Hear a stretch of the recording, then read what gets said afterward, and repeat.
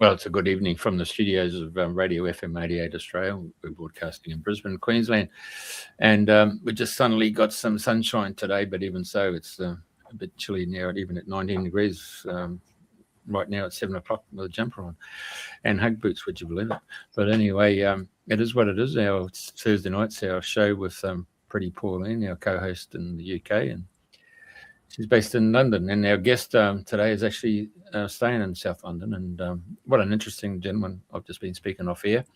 And we're going to have a really great conversation with the carry-on from 2 weeks ago with John Gilbert. So without further ado, I'm going to pass it over to Priti, and then she'll do the introductions. Hey, good morning, Jeff, and good morning, Stewart. It's great to see you both here. Stewart is a fascinating character, and he and I had some conversations yesterday, and it seemed to me that he'd be a great person to tell the rest of the world about the visions that he had in 1990 and what the future was going to be looking like. And he tells me that in 2020, that there was a stark and very clear awareness that the future had arrived. So, good morning, Stewart. How are you today? Absolutely fabulous. Absolutely but not to worry, fabulous. So what were these visions that you had all those years back? So 1990, 36 years ago? Yeah, something like that. But maybe I should go back a little further because I was living in a little shack down in the bottom south of Arizona, doing an aviation course. And I was having all this strange visions about all sorts of things. And I didn't have any clue what to do with it. Everybody thought I was Lulu and so on when I talked to them about it. So I went through the process to try and shut it down because I have no way to do anything with this information. You know, things like plane crashes and train crashes and the 1992 earthquake in California that came about 2 years later. You know, stuff like that. They were like, you can't tell premonitions. Premonitions, like yeah. Premonitions. Premonitions okay. and visions. And so as I tried to shut it down, I was then got this whole wave of what was happening in the future, but I had no idea when the future was. So what could I do with that? And the visions all started about people coming together, all the craziness that was going on and the people coming together, eventually setting up communities and the cities becoming basically work zones, and everybody lives in the country in the community where they possibly can.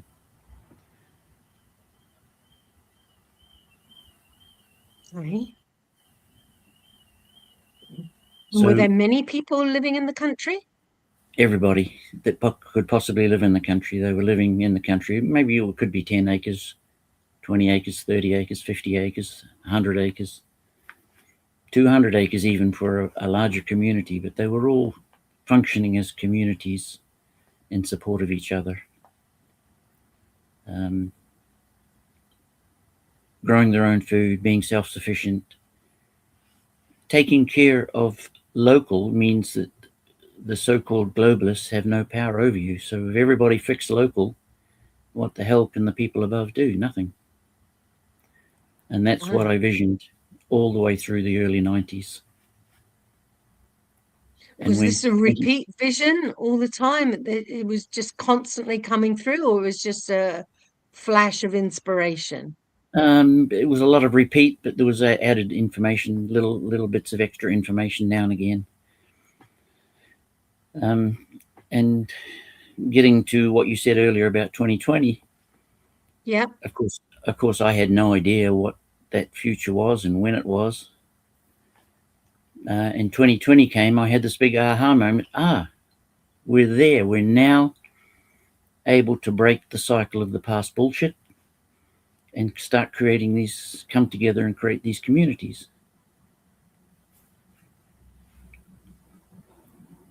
Okay. So those visions were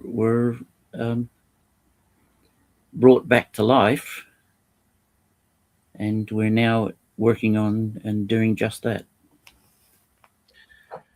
Hey, Stuart, you know, when we're talking off air there, we're talking about the country area that you came from.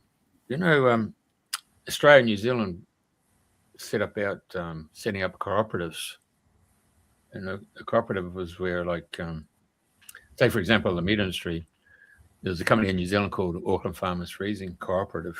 And, of course, the farmers were the shareholders and stakeholders. And so they would send their stock into the meatworks that they'd paid for, and they actually being shareholders. The cost for actually producing that was subsequently reduced, but they also got a profit share back at the end of the financial year. So we saw that not only in the meat industry, but we saw that in the butter industry, we saw it in the milk factories. And it was a great way where communities did come together. And a couple of years ago, I was down in New South Wales at a place called Bega, well known for its cheeses. And it's still a cooperative. And it's got 4 farmers on the board and 3 other members who are independent. You know, some of them have got sales backgrounds and financial background, but the chairman is actually a farmer. And that's how the articles are set up. So it stays within the farmers who are supplying the milk. So we've seen other cooperatives, particularly in North Queensland here, that have gone across from being cooperatives into commercial processes. And then, of course, the price for butterfat and the other milk has dwindled so much that, you know, it's been very hard for the farmers to maintain a lifestyle and an income once the business came out of being a cooperative and went into the commercial world of, you know, being on the stock exchange. That cooperative system is the best way of going forward as a community. That's my appreciation of what I learnt over the years. What was your thoughts on that? Absolutely.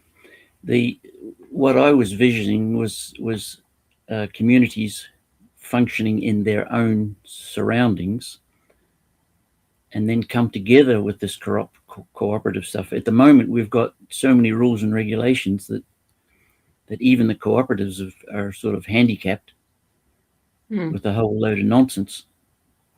But the cooperatives that are purely run by the people, by the many different communities, will function and do the good thing for the people. True. Yeah.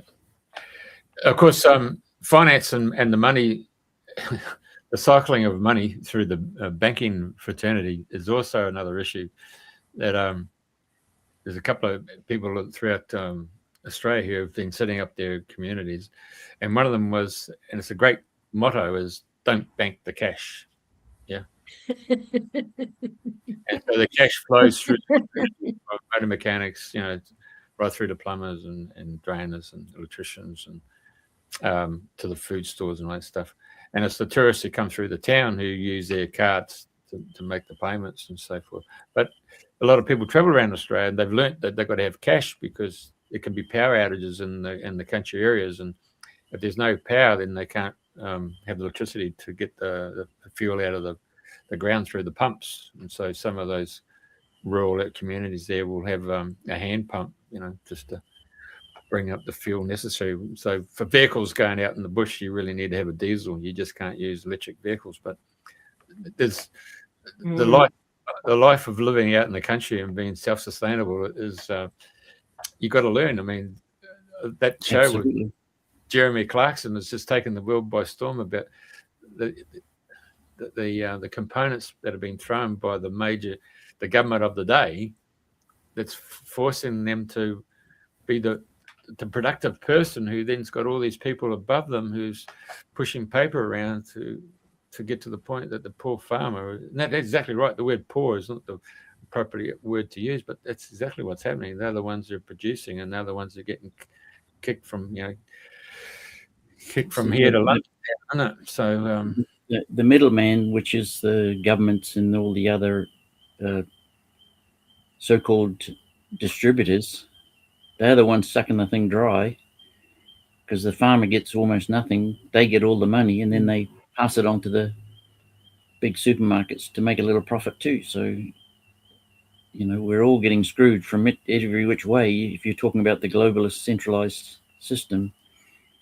And that's why I was so pleased when I saw the happenings in 2020, because I figured that could break the cycle and wake enough people up to get into communities and look after each other, then bring each community together to make a cooperative to share the food, to share the resources.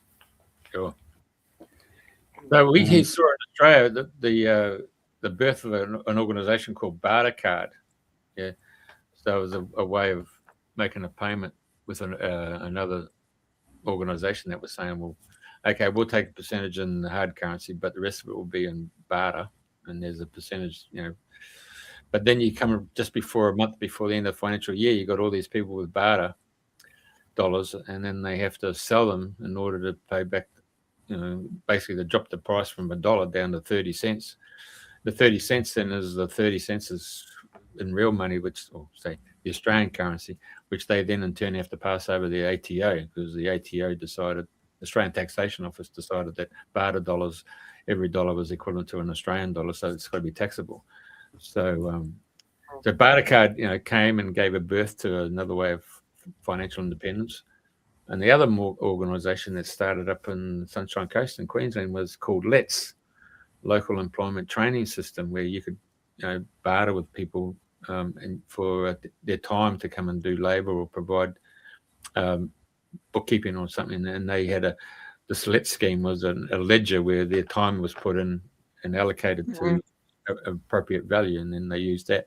They brought it out of Sunshine Coast. They brought it into Brisbane, into a suburb called West End, which is quite an area of thespians, people,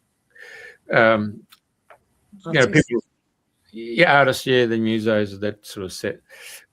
It didn't last all that long. It just it pilfered out. So finding that method of doing an exchange for services is the crux to overcoming and getting this thing on the project on the way, isn't it? It is.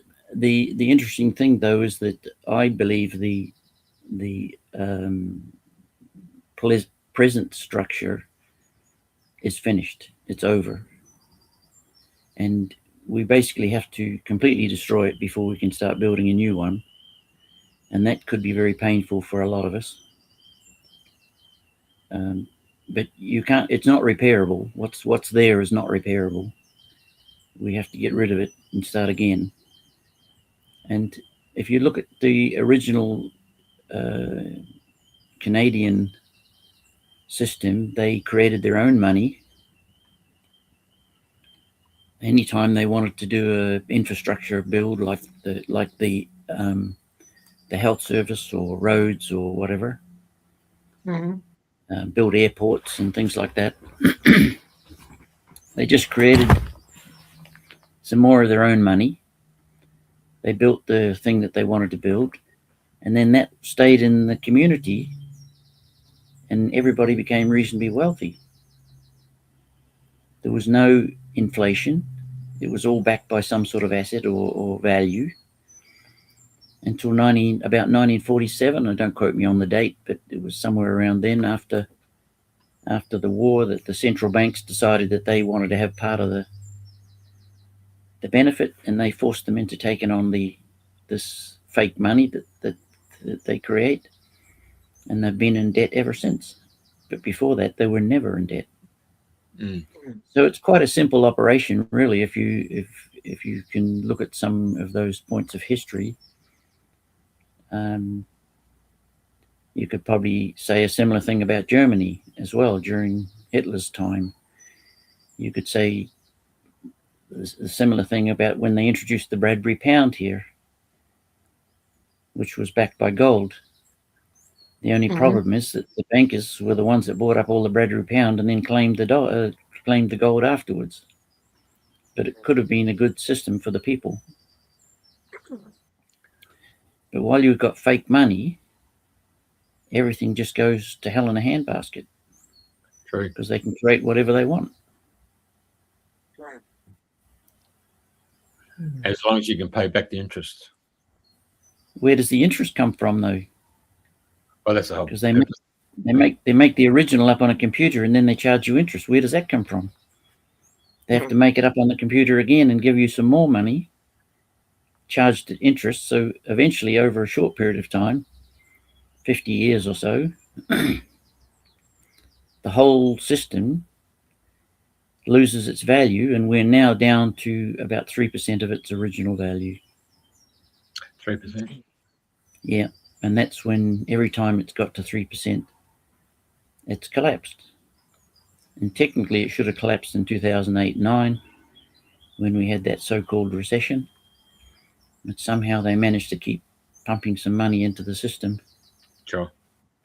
It's like those cold, windy, wet days in winter, and you pull out the game of Monopoly, don't you? So yeah, Monopoly, and everybody's being taught to play. Go past go, get your $200, but go into acquisition mode and buy properties and motel and hotel. It's an interesting game, but it's manifested in the so-called world that we live in now. So it's a matter of getting out of the game of Monopoly, isn't it, and coming back to what you were talking about. And life is really not about money, although everybody seems to be focused on that at the moment. Life is about sharing and caring for one another. And if you can get back to that principle, then the money would flow anyway. So I think the world would be a much better place. 100%. Hey, Pauline, you got something to say? Because I've got a heap of questions. Yeah, I was going to ask, what happened between 1990 and 2020? Because that was quite a journey. In the title of today is "I'm Just a Builder." So, what were you doing in all that time from Arizona until you woke up in England? And wow, here the future had arrived. Well, if I go back, I was brought up on a farm, so I'm a country boy, really. Yeah, good. And I helped my dad build lots of sheds and do repairs and all that sort of stuff around the farm.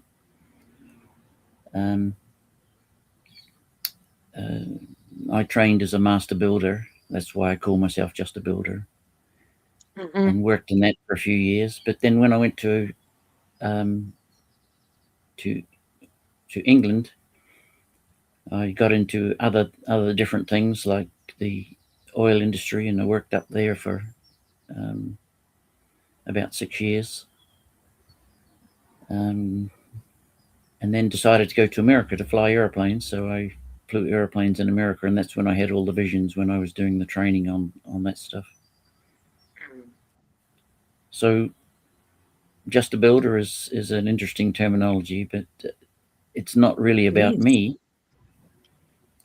It's not really about me. It's about what we can offer each other, isn't it? It's how we can support and help each other. And if we don't come together, we may not fully be able to recognize this time that we're in, because part of the visions that I had were that this madness breaks and falls away, dissipates. Okay. And we have to come together if we're going to make this manifest this new world that we want. Right. If we don't come together, then they will usurp us once more with some fakery to try and keep control over the people. Do you see fakery as quite obvious? How is it that you... Everything is fakery. Everything is fake. For about 500 years, everything that we've been told is a lie. And if you go into the CIA Operation Mockingbird nonsense, they talk at that time that when everything that they tell us is a lie and we believe it, they have won the game. But we know it's a lie. If you turn it upside down, you'll probably find what we're told. If you turn upside down, you'll probably find it's closer to the truth. It's at least 180 degrees out of kilter. Mm-hmm. So no wonder everybody is so distraught at this point, because how the hell do they know what's true, what's real? Mm-hmm. Well, we're getting an inordinate amount of fake news, and nobody can substantiate it. Even Facebook and other are doing fact checking, and nobody really knows what facts they're checking against what. And Operation Mockingbird. Yeah. So they've had a few trial runs at fake news.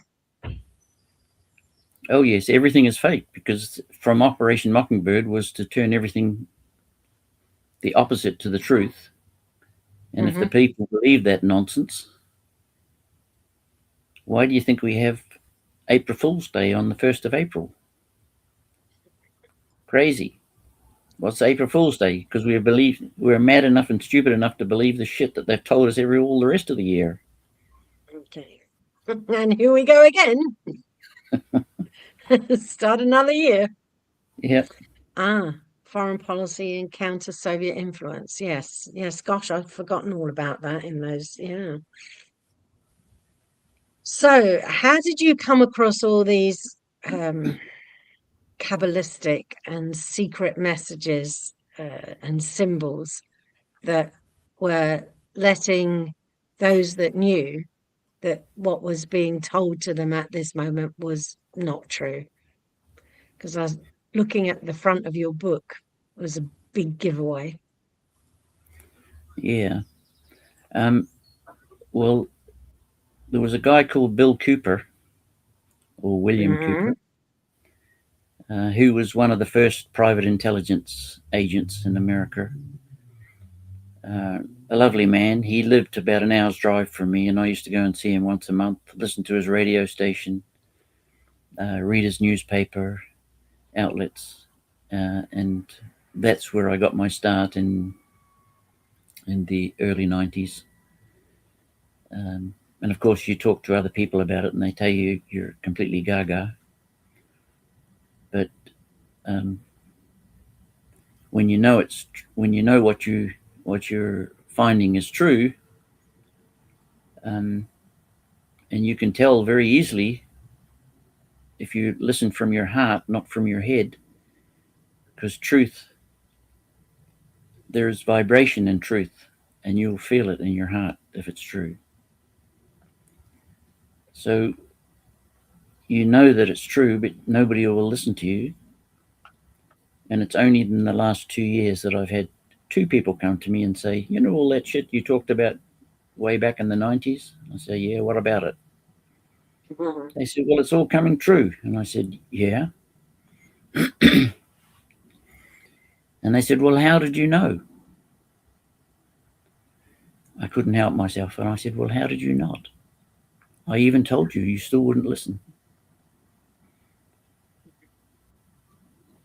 Wow. So it's very interesting, because my dad used to have a saying, life is like jumping out of an airplane. Oh. Your mind is your parachute. It is only of any value to you if it's opened. So we have to be open to listen. Then go and do some research and find out whether you believe it or not. But at least first be open to listen. Right, here we are.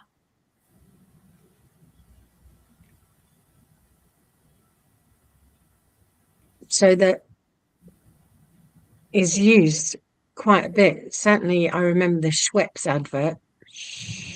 Yeah. You know who. That was a very famous advert that we had here in England that probably you remember. It has and many many meanings. Okay, let's go the for it. finger on Please. the lips has many meanings, but in their world it means keep our secrets, basically. Yeah. Keep your mouth shut. And other Keep our secrets. okay, and other meanings? Well, depends whether the lips are open or not. That could mean a sensory meaning to it. We in our world, it's sort of about being silent. It's time to be quiet. But in their world, it's about keep your mouth shut because we don't want you to tell our secrets. Squirrels know better. Yeah, they're not eating the GMO food. Ah, yeah. Yep. They don't need to do any analytical studies to know which one to eat and which one not to eat. Fabulous. So nature does have a way of preserving quietly, silently, and just keep on being nature. Nature's always existed. Ah, okay. Wow, we've got some news coming through.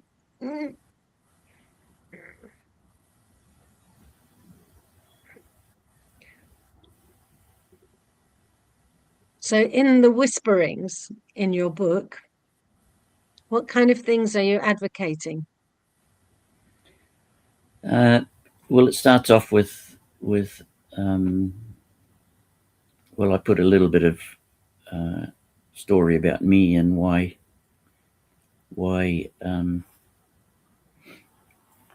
maybe somebody or anybody that reads the book could take heed to the information, because I went through a terrible health crisis. Mm-hmm. Ah. And then I worked out what had caused it. So I put these things down in the book. So the first half of the book is basically about health, and the first point about health is being right in the head. True.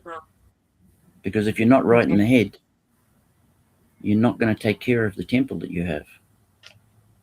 True. And the second half of the book is about how we got there. So All right. but the two main things is that we've got so much crap in the food that we're living in intolerance the whole time.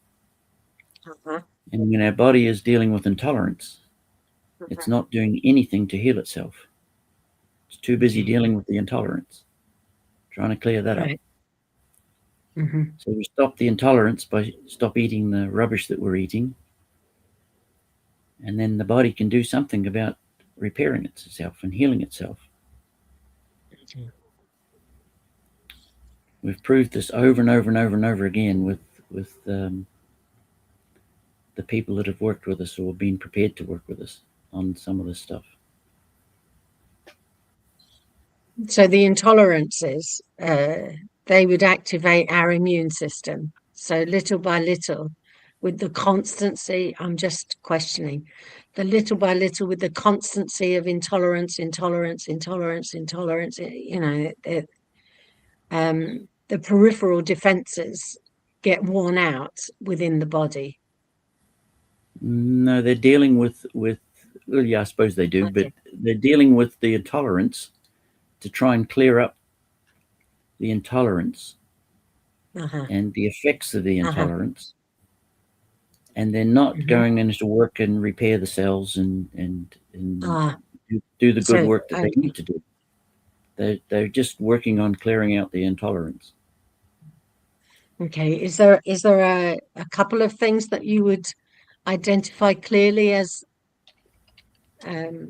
intolerance substances?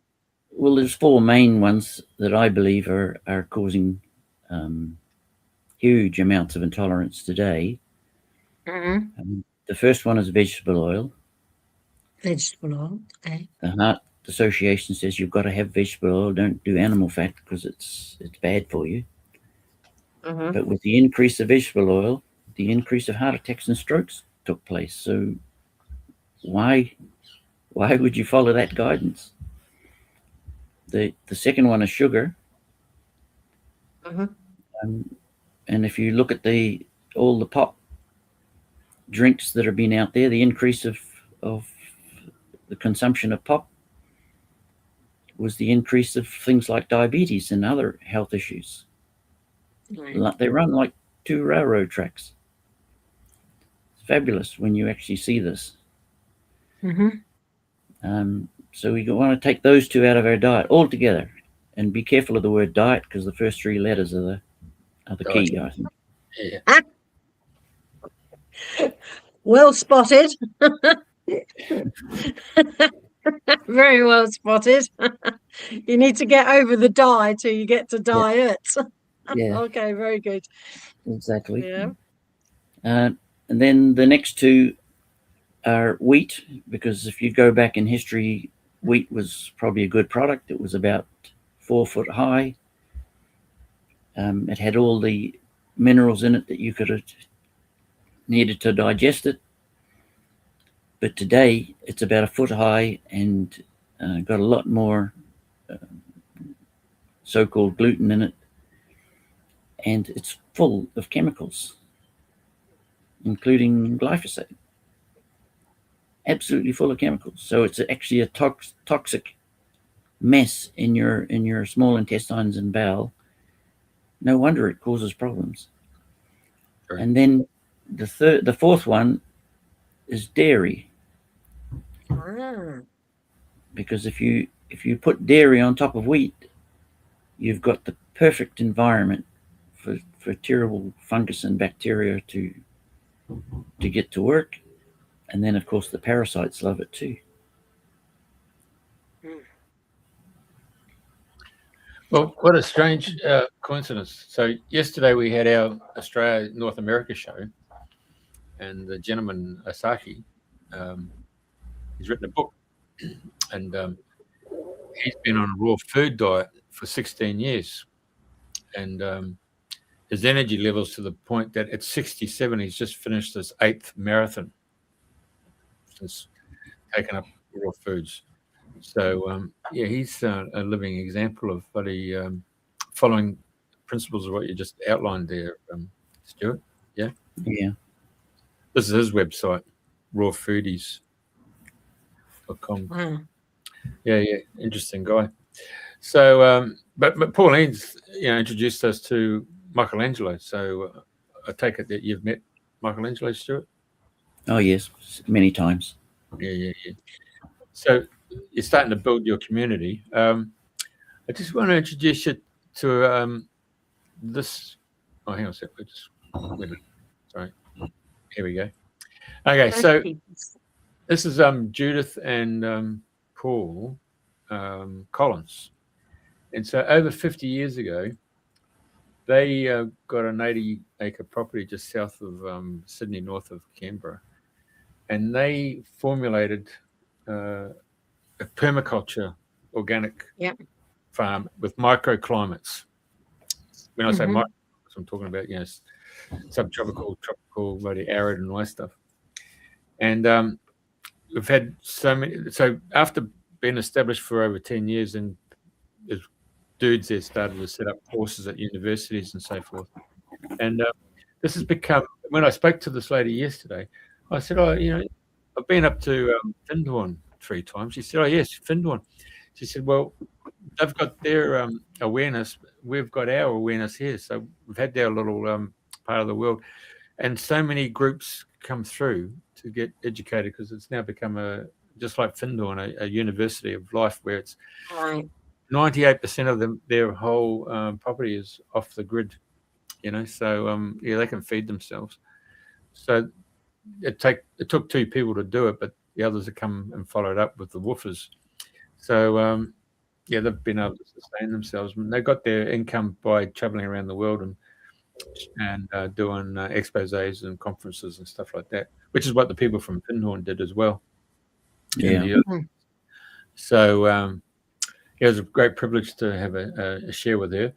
Her other abilities is reading auras. So her ability to look at individuals and even foods and seeing their aura from the fruit, vegetables, tells us straight away whether or not it's ripe for plucking or you got to put it into the compost. So so all around the world, people have been operating in their own isolation.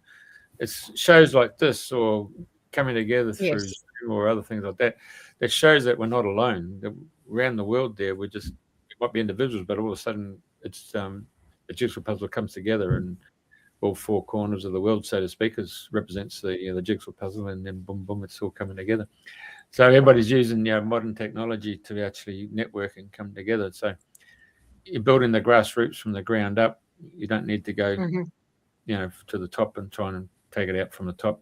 You start building from below in it and come up. And of course, logistics and food and people are the major points to it. I just digress somewhat, but I'm going to come back to it. On my morning walk, there's a lady who's a high school teacher, and she told me when she was walking a dog, she's a Cocker Spaniel, that she had to fail 5 of her grade 12 students, which is last year of high school, because they'd written it in AI, had written the essay.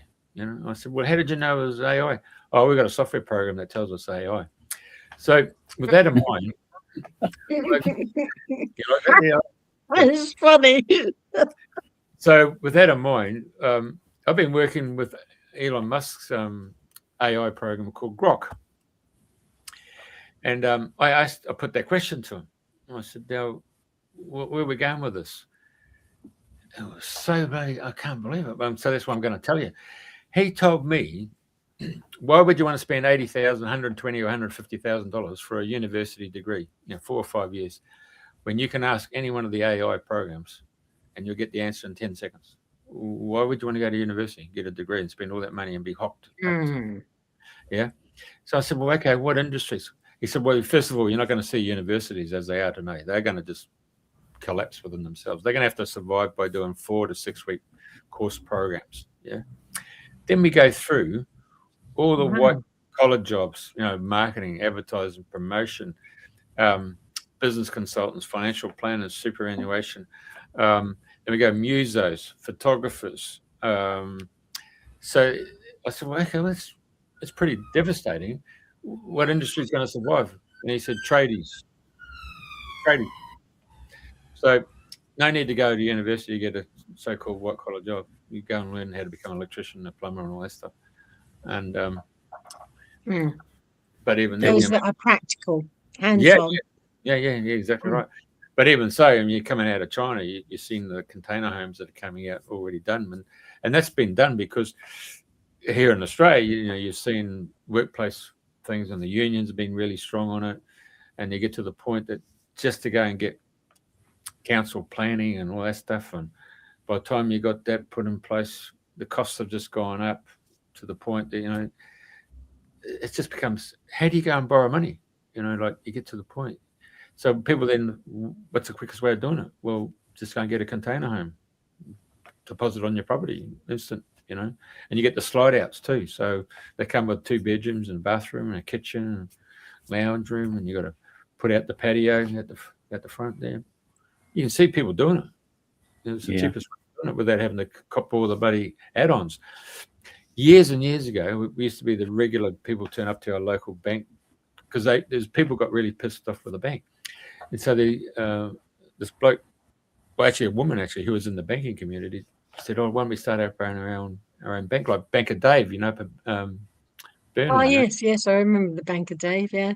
Yeah, so, of course, Bendigo Bank, it set up a franchising system. So in our city, they decided to take their franchise on. And so they set up these banks, and they got people to put money in from superannuation funds, set it up. And so anyway, this particular once a year they used to meet with all the shareholders, and lo and behold, they had this guy who was a developer, and he said, "Okay, I've got to buy a property. I've got to do all the headworks. The council doesn't do it anymore. I've got to put in the roads. I've got to put in the sewer. I've got to put in the water lines. I've got to put in the internet now for cabling and all that stuff. I've got to do all that." And he said, "How much do you think I have to pay in council, state, and federal government taxes?" Yeah, we were gobsmacked when he said he pays $92,000 in the costs associated to those three associations: council, state government, federal government. That's a lot of money. He turned around and he said, "The young lady wants to be treated like Cinderella, who's just found a prince, and she wants to go into her castle. It's got to be all schmick, just like mum." Yeah. But how many of you guys started from a home where the builder came in and you had to put in your own driveways, your paths, put in your fences, but all you got was a clothes horse, and you had to go and put your flooring down. People were hanging up sheets in the windows. You had to go and buy your little Capilano honey, which had a handle on it. So once you finished the bloody honey, you got a handle. You could have coffee and mugs like that. You put lino down, but before you put the lino down, you had to go and put the newspaper down, and then you put the lino on. So as a result, and then you put your garden. So the result was you got an asset because you're going and built something from basically the bare bones of it. But now, when a young couple comes and they have to go out to the outer suburbs, they've got the transit coming into the city to go to work, and then it's an hour and a half transit one way and an hour and a half going back. It gets so time poor, and then the costs, the pressures that come onto it, and those newer suburbs don't have all the amenities.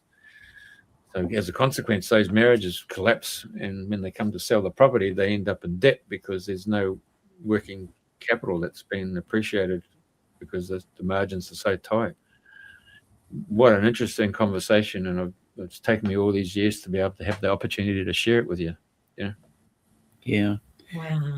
But this has all been put in place on purpose to suck every last penny out of the people, so that we have nothing. We are dry and barren. It's so clear to me that this has been done on purpose. And most of the stuff, like all this council stuff and government taxes and things, they're unlawful anyway. What jurisdiction do they really have over us? They're just a corporation.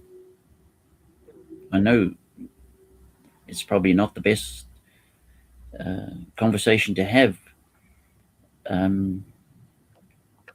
this time, but that's the reality. That is the reality.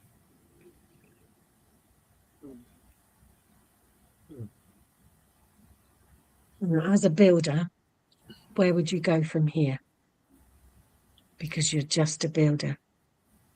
Well, the key point is to get together, get some land, 30, 40 or 50 acres or something, get a few people together, go and build your own homes on it.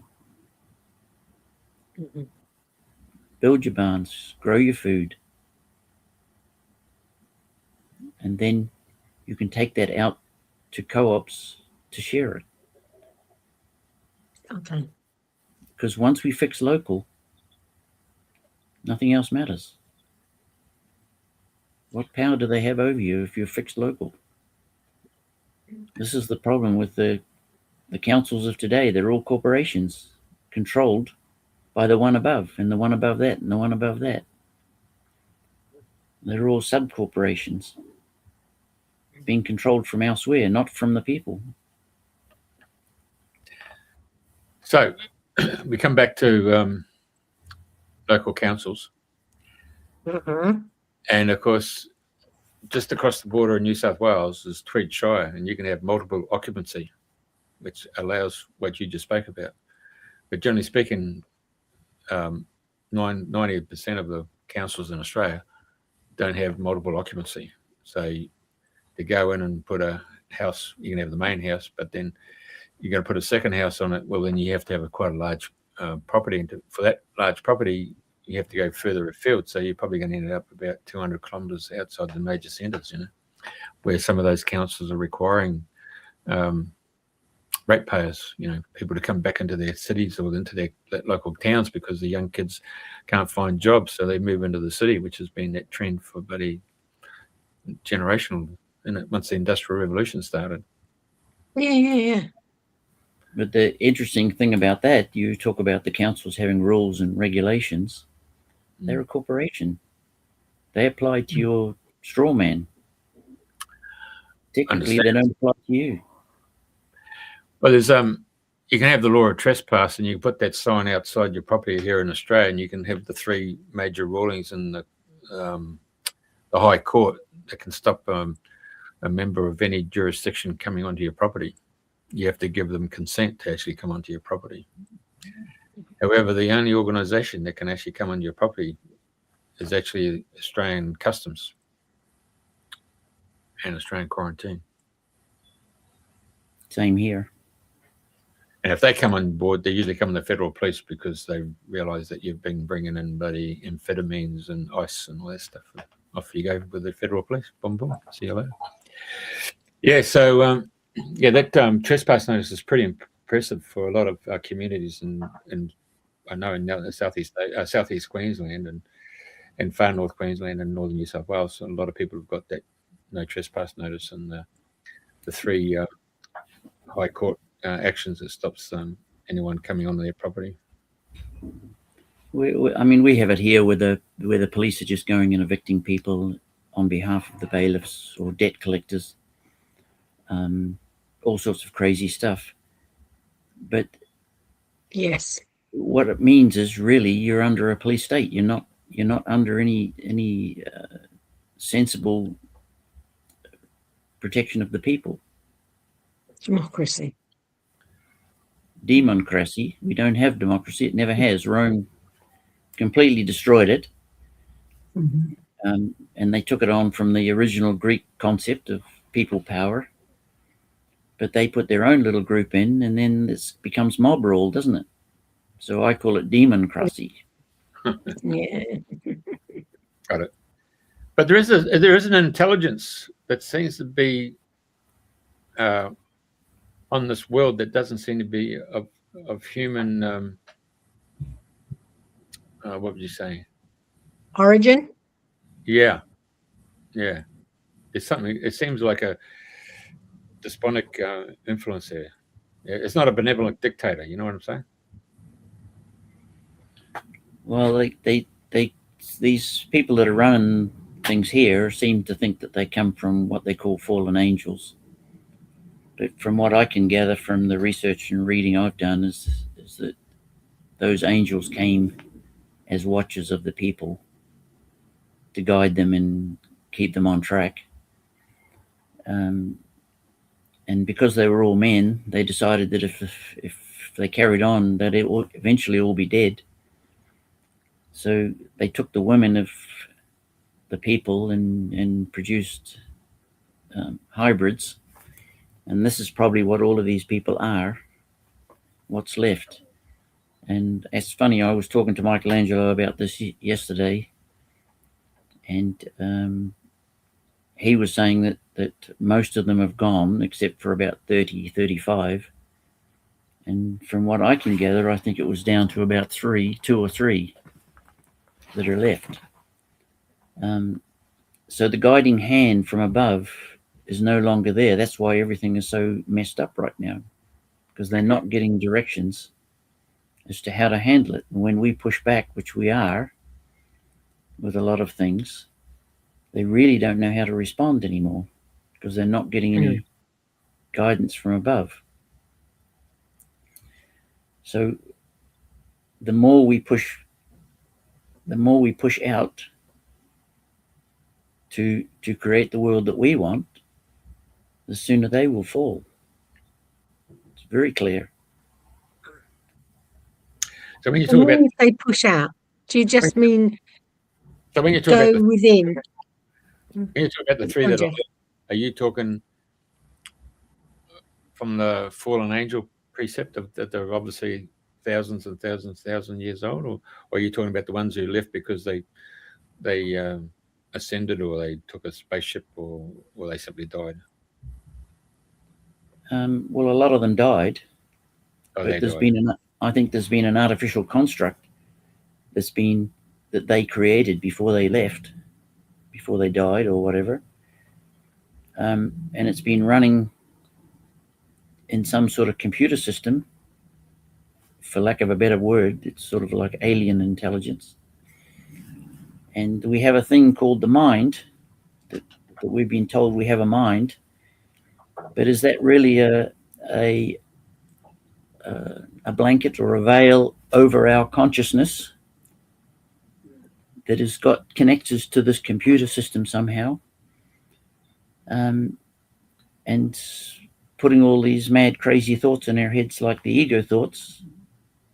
What if I do this, then that's going to happen, and so on and so forth. So if we can quieten all that down and keep that voice quiet, we will hear the beautiful voice of the creator, of the source energy coming into our head. But we have to listen very carefully, very quietly. Otherwise we'll miss it. Okay. That's what I sense. I sense there's an intelligence here that's broadcasting all the time. It just seems to be in a loop, isn't it? It goes in a loop. So the same play, but in different centuries or different decades, if you call it as such. But the actors playing on a different stage, but the same theme is there in a different outfit, isn't it? Yeah, exactly the same thing. It's the same playbook. And this is what they say is infinity. Mm-hmm. But to me, that's doing the same old shit over and over again. Yeah.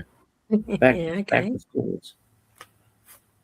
So the concept is, it's like procreation. You might have 5 million sperm, going straight up to the fallopian tubes, and one breaks in. So in terms of spirituality, you just need those souls who can come together, who can be that single sperm to actually break through, and then start the whole new process. Yeah, well, you see the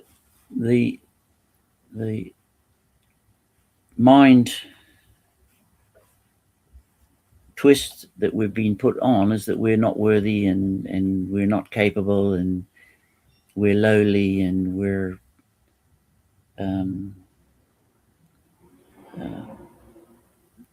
just a builder, or whatever it might be that you put forward.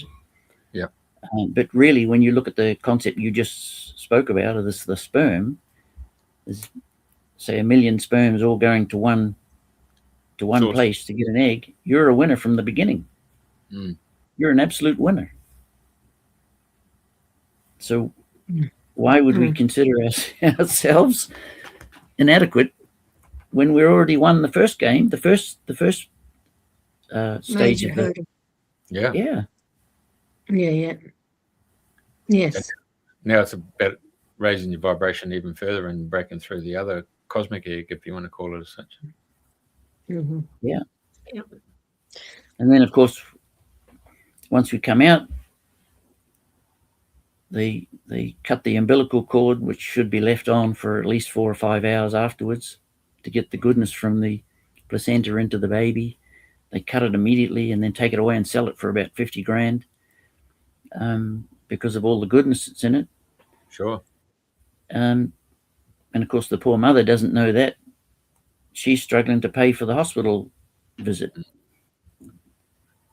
if she has to pay. So, and then from there on, they smack your ass and prick your foot and all this other stuff. It's all downhill from there, isn't it? No wonder we're a bit all messed up. Got your live birth certificate.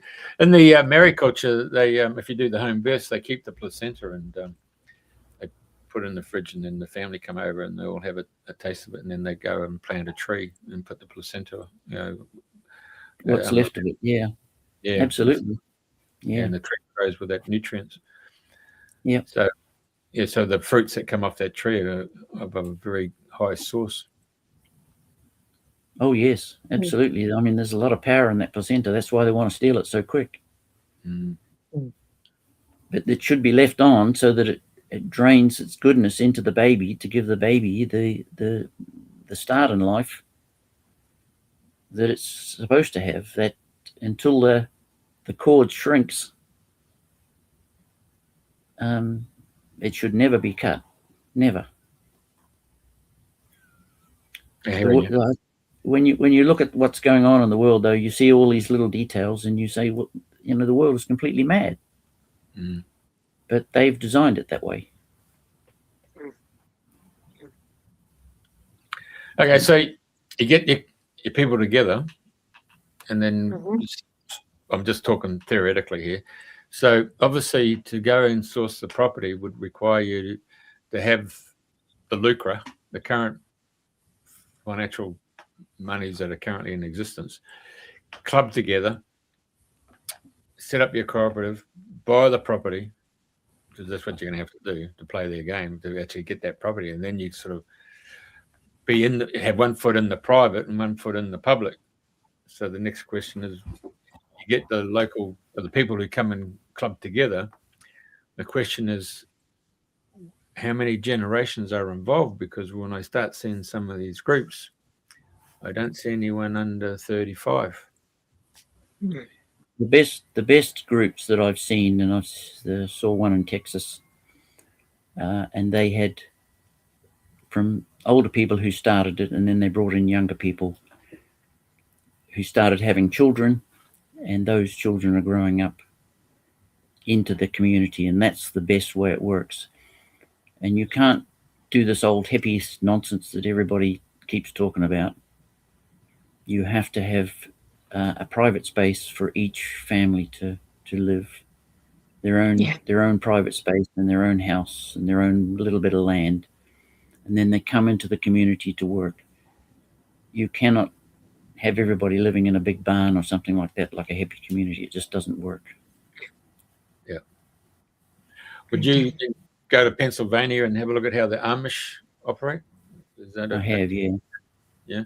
Yeah, that's a sort of similar concept that I'm talking about. Yeah, they all have their own space, their own houses. They share the land with the rest of the community.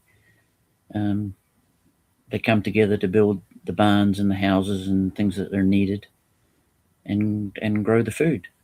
Yeah. So that's sort of the principle that I'm talking about as a community, not as a hippie tile community, but closer to the Amish principles. You think because everybody has a skill that can help each other. Yeah. Go on, Priti. You go. Yeah, I wanted to come back to what if.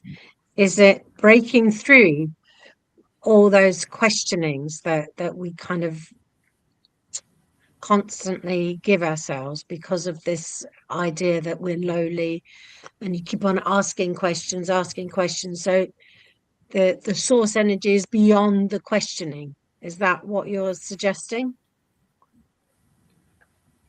Well, if you have a thought, my ex was the most incredible at this that I've ever seen anybody. She would have the most incredible thought about how we should go forward and do stuff. And sometimes she would tell me and I could remember it. But then she'd go through 10 other reasons why, well, if we do that, then this might happen. And if that happens, then something else is going to happen. And just all this blah, blah stuff in your head. Yeah. Just shut the hell up with all that stuff and listen to the original thought.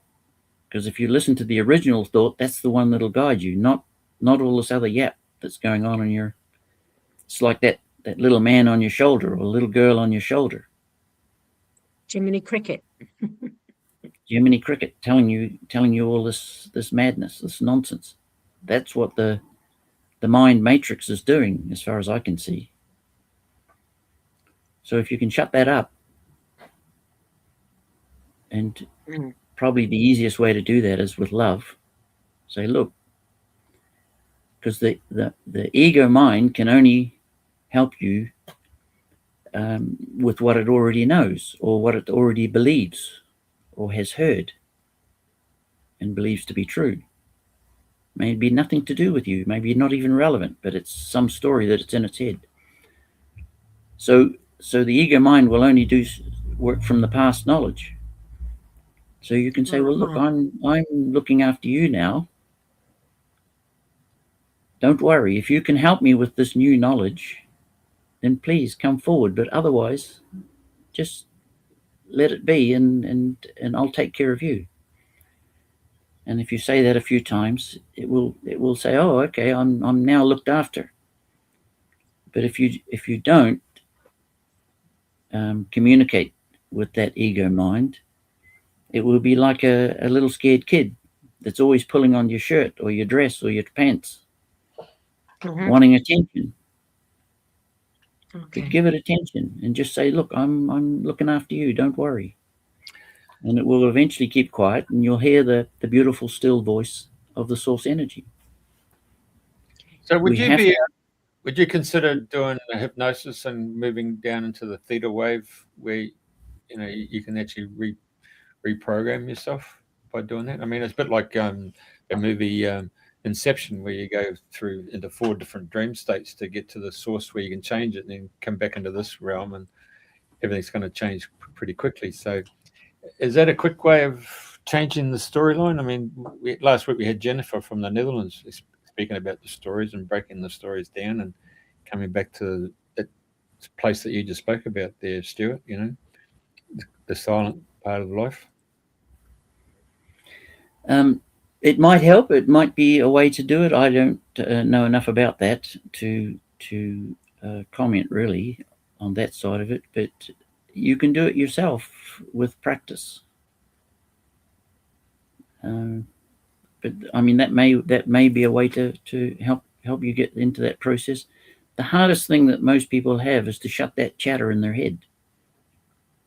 Well, I've probably been lucky because I never had that chatter in my head, never. So,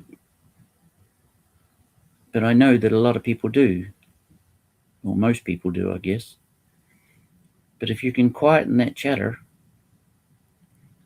from a place of love, then you will get that beautiful still energy, the beautiful still voice.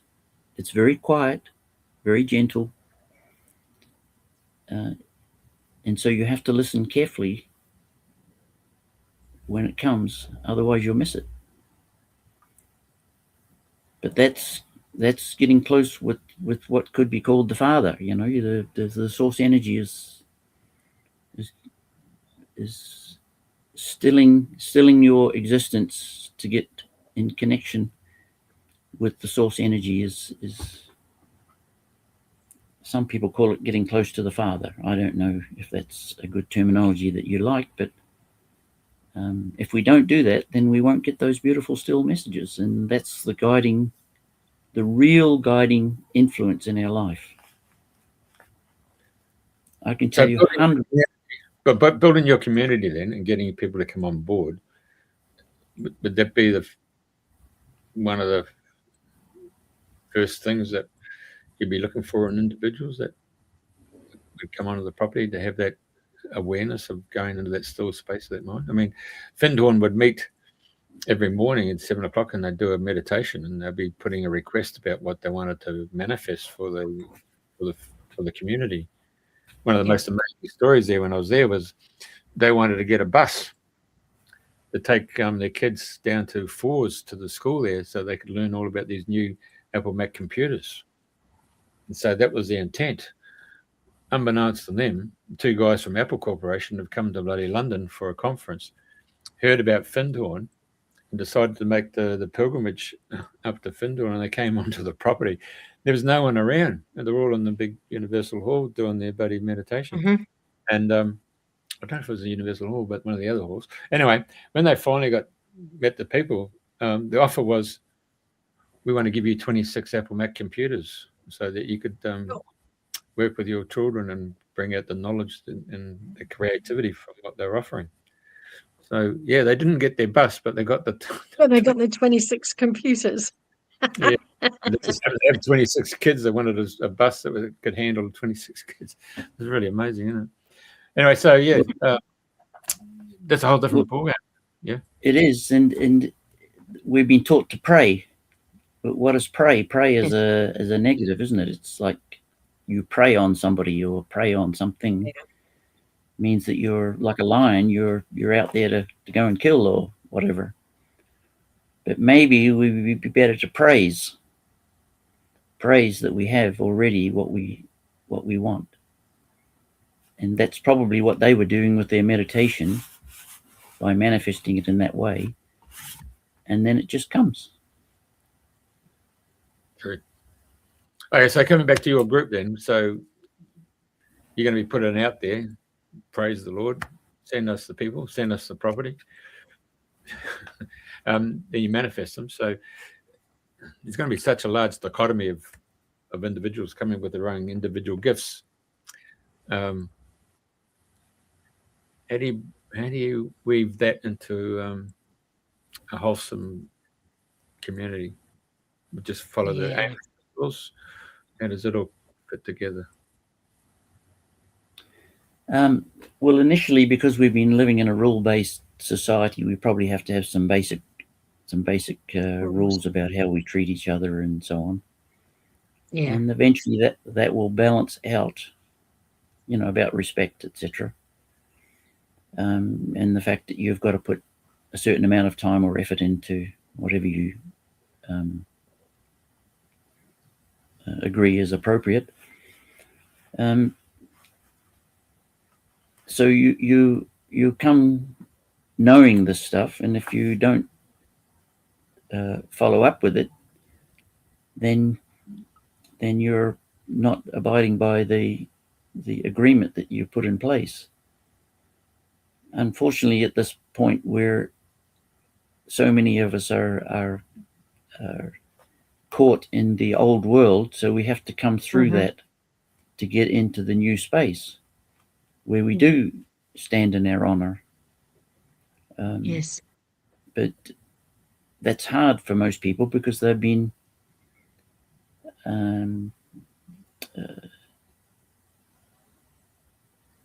caught in the deception world, the world of deception. Yeah. That they've been trained. They've been trained. Yeah, that's a better way of putting it. Yeah, they've been trained in the world in of deception. Yeah. Yeah. And they don't even know they're doing it, a lot of them. Yes. I mean, I get mad when people don't do what they say they're going to do, but sometimes things get in the way and they don't do it. But they should at least come forward and say, well, look, something's come up and I can't do it. We have to be straight and open and forthright. No beating around the bush like the English love to beat around the bush here. Yeah. So do you think we had a conversation? So do you think having a community that's doing meditation? I mean, I've sat in meditation groups, for some time where it's a disciplined group, and the energy rises to the point that you almost, you actually become quite telepathic with each other and yes, thoughts. Totally agree. And so that energy that is emitted, and you meet like-minded people, you don't have to speak. You're in that space, and the thoughts come as a picture, and you can right here, and you just get on and do it. It's a different world because then you cut through it. Yeah. I just got a whole body full of goosebumps when you talked about that, because that's exactly how we interact and connect. And I have meditated most of my life just wherever I am, anytime I can go into that place of meditation. But for most at this time, you probably have to have a proper physical manifestation of a group going to do the meditation as an initial place. But as time goes on, that won't be needed, I wouldn't think. But certainly in the beginning, that's a very important aspect of group function. This group of group of 7 came together, and they bought a 9-acre property, not all that far from me, and they run monthly classes of different individuals who come and share their gifts of some tropic farming or air creek domes, earth foods, which is an organic material that offers benefit to the soil. Anyway, so they came with these principles of what we just spoke about. But what actually took place was a disruption. And that disruption saw 2 people move away from the destruction of personalities. And then other people then within that, and so we have for 5 people. Those 5 people then had to club up some more money in order to pay out the 2 that have left. It came with the grandest ideas, great principles, and for 6 years there, they had that tightness, and then this energy split. That's another factor is, somehow or another you need an arrangement where you have an exit and an entry and an exit strategy, so that the community can still continue. Absolutely, because the dynamics of some people just don't gel with some of the others, and that's sort of life, really, isn't it? Yeah. I'm not prepared to go into the nuts and bolts of it, but we can talk off air about that. But there's a personality that one created that. Anyway, so any particular part of the world that you want to go and set up the community? I mean, after speaking about America and obviously New Zealand and Australia and the UK, obviously, is it something that you want to be drawn to set it up in the UK? Well, initially I was looking in Kent and Sussex. I particularly liked the East Sussex area because of the downs and the contour of the land, and if they stop spraying that shit in the skies, then we'll have some beautiful sunshine. Yeah, that's the area. Okay. So that's my initial thought, but I'm open to suggestion for almost anywhere, really. I did look at Chile many years ago, but they changed the globalists got in there and messed up the government and changed a lot of the rules, so that wasn't so attractive anymore. Right. But New Zealand or Australia would probably be all right if we can just get rid of those transvestites running the show.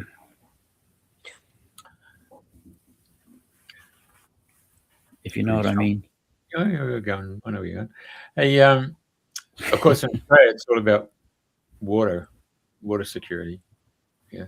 I mean, the community must start by farming the water. That's the first job, to farm. If you look at cultures in places in parts of New South Wales and down around Adelaide, there's a couple of farmers that were down there that were farming the water, and they were actually kicked off their land because they had controlled the water in such a way down on the southeast of Australia. They'd controlled the water in such a way that the big water company said that they're stealing our water. And they were pushed off their land. It was the most incredible thing, and I've seen it in places in Africa. One of the first most significant things I saw was in Zimbabwe. It was Rhodesia then. Was this dry, barren valley with tall hills on each side. Yeah. Mm-hmm. And in the middle of all of that was this beautiful green land full of trees and whatnot. And I had said, well, I've got to go and see this man. So I pulled up there, and he was farming the water. So he had green trees and green land and food all year round, surrounded by desert. Yep. It's really most incredible thing. We had a gentleman in Australia called Peter Andrews, and it's a really sad story. But it was on the ABC, Australian Broadcasting Commission, Corporation of Big Pun. You might be able to look it up, Australian story, Peter Andrews, and he was the guy who drought-proofed properties. Yeah. Yeah. There's an internal loss of a life there within the family, which made it very devastating. Then the bank came and foreclosed on his farm. But to a guy called Jerry Harvey, who's got this Harvey Norman stores, he saw what he'd gone and done, and he asked him to come onto his property in New South Wales, and he drought-proofed his farm. And then he went and Jerry Harvey then got a guy called Richard Pratt, and he owned Visiboard, and he was a billionaire, and so he got Peter Andrews to go and drought-proof his farm. And so in the story of Australia's story there, they had a helicopter going across all the lands that were actually basically dirt because of the drought.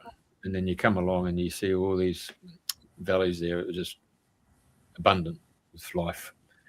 And so they're all Peter Andrews concepts. So Jerry Harvey had to go and get these academics, who in the world of agriculture from different universities to come and learn how to really drought-proof a property and not follow the textbook. One of the things that Peter did was look at the water course. The first thing he said, don't get in a digger and create a straight ditch. Don't do that at all. Yeah, it washes it all away. Yeah, so the first thing to do is look at your creek and then throw in rocks and logs. And so you create these little eddies and little whirlpools and stuff like that. And then the water starts running through and it starts building up. And as it starts building up, in come the little insects come into the water. And then before you know it, fish, tadpoles and other things in the water start growing, little fish and stuff. And you've got this little ecosystem. And then the birds come along and then they drop bloody seeds for other bushes and stuff like that, even though you've gone and planted some of the quick growing the wattles, for example, that have a 7-year life expectancy and die. So they provide the canopy. Then you can put the other trees that are going to get strength, and then boom, when the wattle dies, they can come through. So his whole principle was really to manage the water, as you just spoke about, through those little things, and then as a result, the grasses come. So when the actual grass comes and it's got the thistles and all that stuff, you just go along and you just slash it, and you might leave a 6-inch stubble on it, and then you allow that to become the humus to start creating the topsoil, and then you keep coming in and you just slash, just leave it there, the stubble. So the roots then of that, you don't really take it right down the ground, it just leaves the stubble there in the ground. It keeps the soil intact, and then you start building up the humus. So Peter Andrews, great way. I've read about him. One of the things we had in when I was in America, there's a farmer who had a few cattle on some thorn bushy land, and if you look at the history, the grass was about 4 or 5 foot tall, and the deer used to run through, and the mountain lions would run through and stir them all up and everything.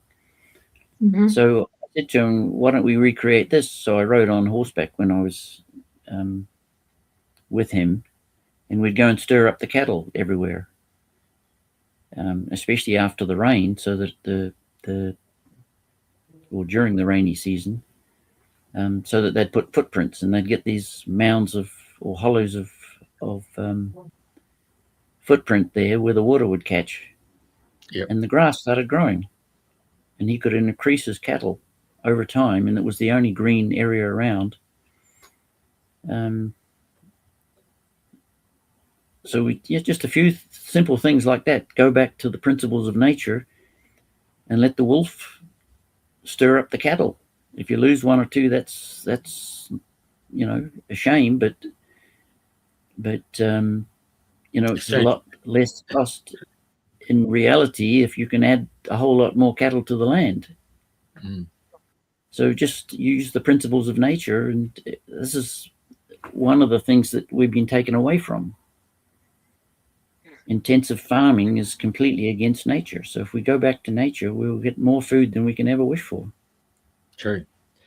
Yeah, talking about New Zealand, there's a New Zealand bloke invented an app, and he no longer has to put up fences. So he's eliminated a lot of costs just putting up fences. He's got these, the cattle now have a collar on them with a GPS on it. And so he then sits in his bloody couch there, and he may be watching his bloody All Blacks playing, but he then changes the actual the virtual fence. Yeah. So they get a shock every time they get to the fence.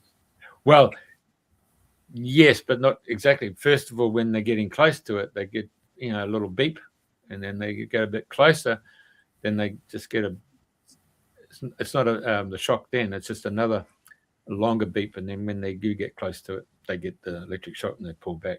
So now they realize when they get the first beep, don't go any further. So yeah, virtual fencing. So it allows them to graze, with dairy cows, and you see how the farmers put the electric fence up and they get the cows to go and work in a certain area there. So they graze it right down the grass roots, and then they run it off to the milk sheds, in the morning and then in the evening, and then they just move the actual electric fence a bit further up. So this guy doesn't have to do all that stuff. So he created the app, and it's all GPS, boom, boom. So virtual fencing. Yeah. Wow. $5 a cow for the collar. Yeah. $5. Yeah, and that's New Zealand money too, by the way. It's about £2.20, isn't it? Yeah, well, it's all pretend money anyway. It's not real. There is no money. Well, in God we trust is what was written on the US bill, wasn't it? So yeah, but which God are they talking about? Yeah. Yeah. Okay, that's the thing. So we get into your property, you manifested the people, and then from the various people we've had on the show, it comes back to the soil and the depth of soil and the pH of the soil. And because Bronwyn Holm, who we had on here, who's created Earth Foods, it's about the microbes going back into the soil to regenerate it, because a lot of it's all been hit with the phosphates and nitrogens and Crop King 88 or whatever. She reckons within 25 years, Australia's topsoil might be of any benefit for growing food.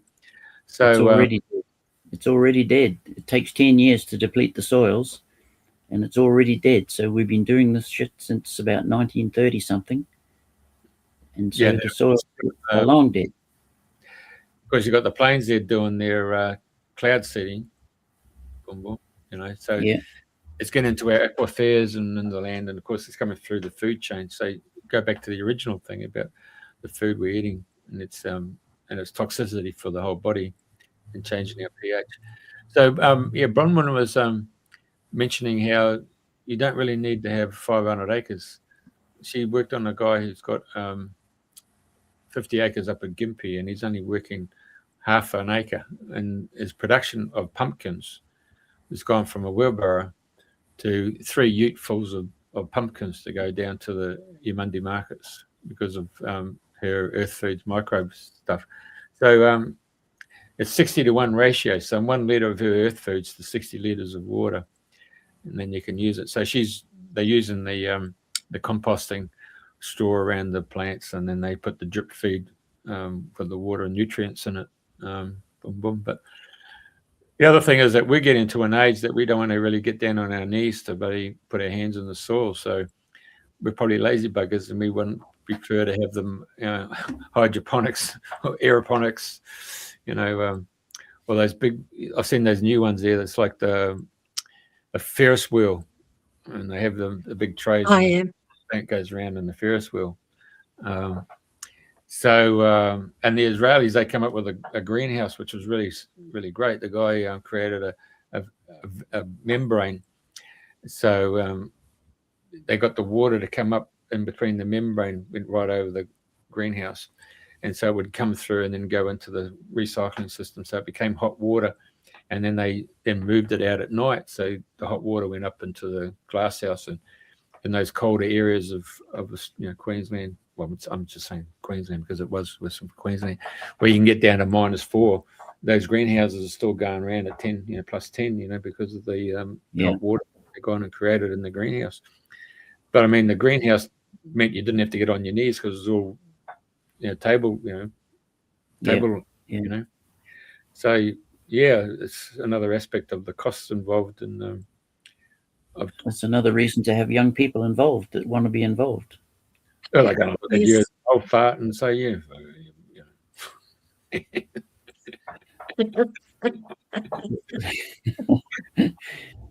Yeah, the thing is, though, that some of us old farts can outwork the young.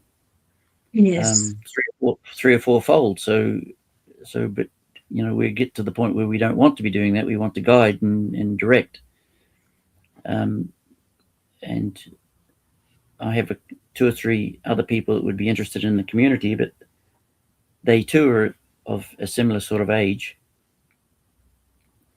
that have done the hard work in their life, and they want to guide and direct. So we need to really get some younger people, especially those that are ready and willing to bring in families into the group, because that's where the key is. The generations. The generations growing up in that environment, they're much more. I mean, you look at the Amish, the way they prosper in health, especially, all through the generations. Yeah. And there's so many simple techniques that we can prosper with, but we just don't do them. But in a community, they would be more available, because you've got the space to do stuff that you can't do if you're just living in a city section, for example. So if you look at your life, Stewart, you've started on the farming, and then you've gone around the world and you've learned all these different things.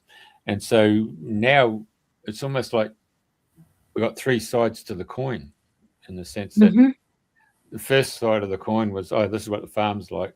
And we turn that around and you say, you've been to Arizona, been to Australia, been over to Chile and been to the UK and all that stuff.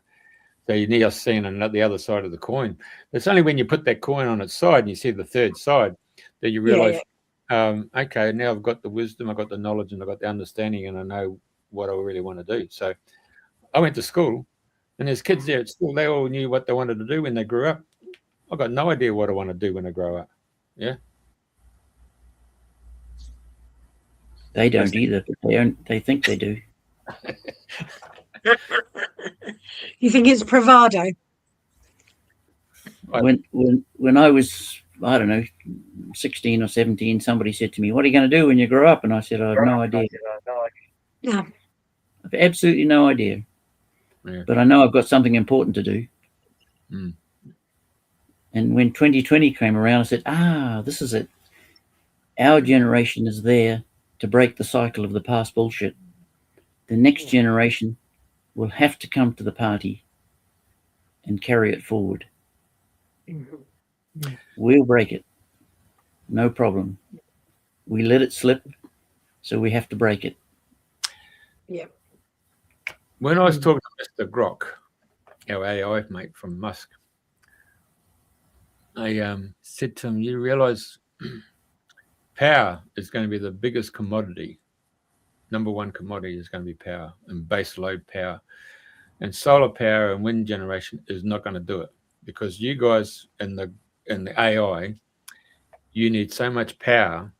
It's going to be so much conflict fighting over power. And so you have to start looking at other resources, and it's not wind or solar, whether it's going to be nuclear or fusion or fission or quantum 0 point stuff. But then Nikola Tesla told everybody the universe is providing the power, and you just got to hit the frequency, So I said to Grok, I said, You know what I'd do if I was Mr. Musk?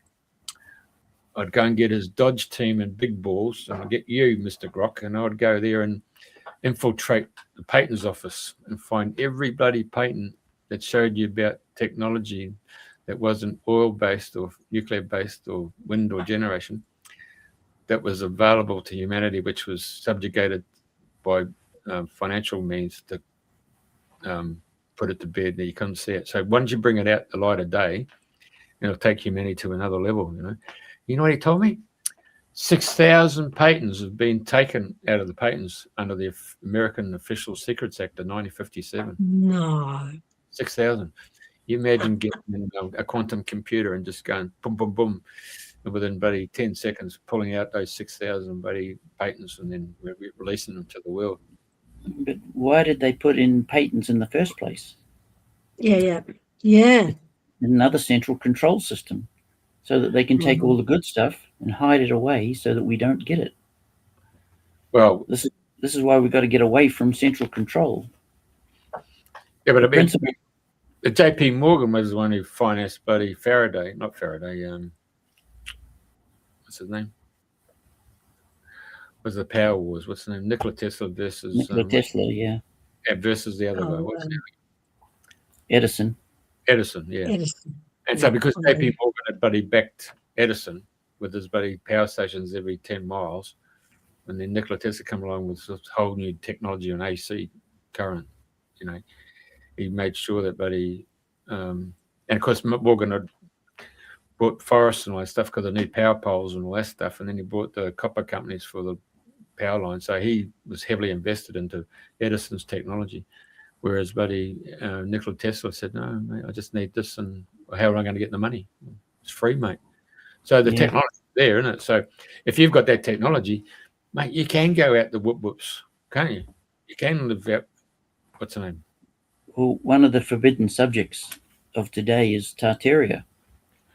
And it was all over the world, and they had free energy.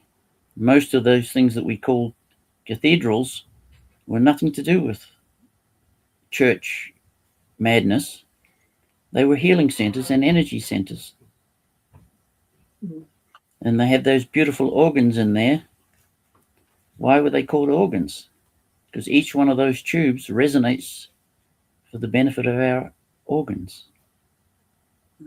It's fabulous when you actually see the reality of all of this stuff. And it was all taken away, all hidden with the destruction of Tartaria. And the bell ringing as well. The bells, thousands and thousands of bells were taken away from all over America and Europe. And just melted down. There's an intelligence on this planet that doesn't seem to be of human mind. It seems like we've got an overlord. Well, those people may have got their technology from higher levels, but were they really sort of some sort of extraterrestrial, or were they? I mean, it's quite incredible that they looked and talked and functioned the same as all of us,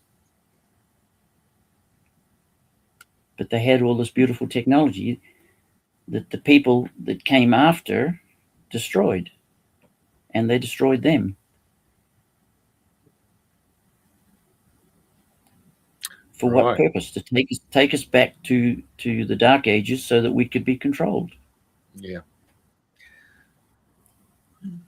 Very good. Now, is there any other part of the subject that you would like to talk about, Stewart, that we haven't spoken about? And about what? Is there anything else that we haven't spoken about that you would like to raise the consciousness and people who are watching? There's all sorts of subjects that we could talk on that I've had a lot of time to research. But that's the key thing, really, is that we need to get to a point of coming together, working and recreating the local environment that we want, so that the so-called controllers above have no power left whatsoever to lord over us. And they really have no power anyway, because they're all corporations and they can't interact with the living man or living woman. But they do, because they've created this fictitious entity called the birth certificate. Yeah, of course. And we are led to believe that we are responsible for it. But Well, we're no, not really. we can go down the rabbit hole on that. We can be on that for another couple of hours, but I'm just mindful of the time. So I think we'll get Paul to invite you back, you know. Yeah. Yes, that would be lovely. Yeah. It's been a very easy flowing conversation, and it's been a delight to be listening to all the ideas and practicalities of really working out how we can dream a new dream and live a new dream. We're nearly there. We are nearly there. We just have to push a little bit more, and that will all fall away. Focus on what we want. Yep. Come together and focus on what we want. Two concepts here. It takes a very strong individual to be able to go into a meditation and see the concept. Yeah, so you've actually you've seen the concept. You just got to hold it. I've learned you've got to keep your mouth shut. Don't say nothing. And then it'll magnetize towards you and it'll manifest. So I've learnt that one. The second one is business people are very good at creating business plans, and they put budgets. And because they do that, they're getting their whole thought principles in from the mental world, and they use their, educational kinesiology or NLP, those three levels of, visual, audio, and feeling. By the time they get it onto the paper, it's their way of visualizing it, because now it's on paper. And it starts So the business person can be very accomplished in bloody manifesting, but the first person is the one who can really do it. And if you've got a bunch of those people who can come together and hold that space and see the bigger picture, and then you start manifesting. But you got to keep your mouth shut, because once you voice it and verbalize it, it dissipates. It just breaks up. Yes, it does. It does, absolutely. There's 2 occasions where I spoke to a friend, and I had found a piece of land that I was looking at, and I spoke to a friend, and he went and told everybody else. And then suddenly the agent come along and said, "Oh, I've sold it to somebody else because he's going to give me more money." Yeah. And I've had that on 2 occasions. So it's better to manifest it the way you want it, and then allow it to play out. And only when it's sealed can you speak about it. Yeah, true. Yeah. So I totally agree on that one. Well, thank you for coming on. Really appreciate that. And thank you, Priti, for organising that. And maybe be flooded with generous donations. Yes. Well, including land. Praise the Lord and send us the money. Yeah. Well, or just the land. We don't mind which way. It would be brilliant. Fantastic. Thank you very much, Stewart. All help is gratefully received, for sure. And I hope that our discussion here has been helpful to others too. Yeah, 100%. Yeah. Well, it's very concentrated, and it's very step by step. There's simple steps. Just do it. Yeah. Brilliant. Thank you. Thank you. Until next time. Okay. Bless you. Thank you very much. Bye for now. Bye.